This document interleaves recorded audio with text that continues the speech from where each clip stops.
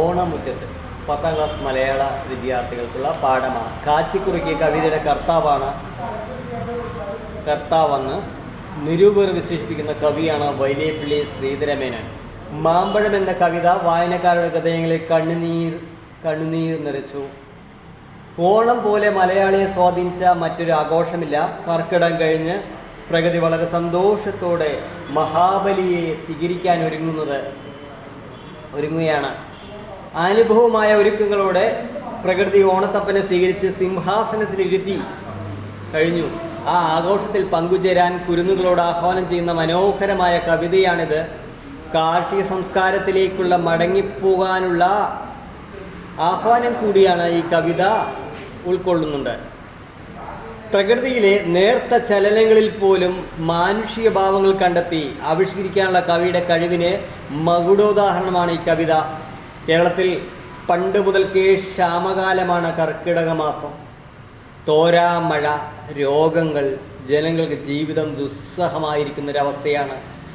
കയ്യിലിരിപ്പും കരുതൽ ധനവും കൂലിപ്പണിക്കായി ചെലവിട്ട് കഴിഞ്ഞിരിക്കും. പത്തായം കാലിയാവും. അതിനുശേഷം വരുന്ന ചിങ്ങമാസമാണ് വിളവെടുപ്പ് കാലം.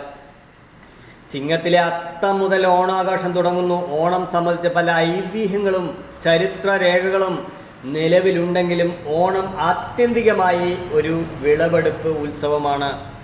കാർഷിക പാരമ്പര്യവും സംസ്കാരവും നിലനിന്നിരുന്ന നാടാണ് നമ്മുടേത്. ആ പാരമ്പര്യത്തിൽ നിന്നും സംസ്കാരത്തിൽ നിന്നും നാം വളരെയേറെ അകന്നു കഴിഞ്ഞിരിക്കുന്നു. കാർഷിക സമൃദ്ധിയുടെ ആഘോഷമാണ് തിരുവോണം. കൃഷിയും പ്രകൃതിയും മനുഷ്യനുമെല്ലാം ഇവിടെ സമഭാവനയോടെ ഒരുമിക്കുന്നു. മഹാബലി തമ്പുരാൻ ശിരസിൽ അണിയുന്നത് ഏറ്റവും താഴെത്തട്ടിൽ നിൽക്കുന്ന തുമ്പപ്പൂവിനെയാണ്. ആ മഹാരാജാവിൻ്റെ പാദങ്ങൾ പനിനീര് കൊണ്ട് കഴുകി സ്വീകരിച്ച് മലയാള തറവാടിൻ്റെ മണിപീഠത്തിലിരുത്താനാണ് കവി ആവശ്യപ്പെടുന്നത്. കാർഷിക സംസ്കാരത്തിലേക്കുള്ള തിരിഞ്ഞു പോകാനാണ് കവി ആവശ്യപ്പെടുന്നത്. എന്നാൽ കവി കാർഷിക സംസ്കാരത്തിലേക്ക് തിരിഞ്ഞു പോകാനാണ് നമ്മളോട് ആവശ്യപ്പെടുന്നത്. എന്നാൽ പരിഷ്കാരത്തിൻ്റെ തിണ്ണയിലിരുന്നു കൊണ്ട് പുതുതലമുറ അത് കേൾക്കാൻ തയ്യാറാവുന്നില്ല. അവർ പറയുന്നത് പഴകി പല്ലു തേഞ്ഞ പല്ലവിയാണ് ഇതെന്ന് അവർ പറഞ്ഞ് പരിഹസിക്കുന്നു. പഴവും മരിയും പപ്പടവും നൽകി എത്രയും പെട്ടെന്ന് ആ കവിയെ, ആ പുള്ളുവനെ അവിടെ നിന്ന് പറഞ്ഞയക്കാനാണ് അവരുടെ ശ്രമം. ഇഷ്ടമില്ലാത്ത കാര്യങ്ങൾ വിളിച്ചു പറയുക, യാചക സമാനമായ പുള്ളുവൻ്റെ സ്ഥാനമാണ് കവിക്ക് പുതിയ തലമുറ നൽകുന്നത്. മാവേലി മഹാരാജാവിൻ്റെ സ്തുതികൾ പാടി നടക്കുന്ന പുള്ളുവനാണ് കവി.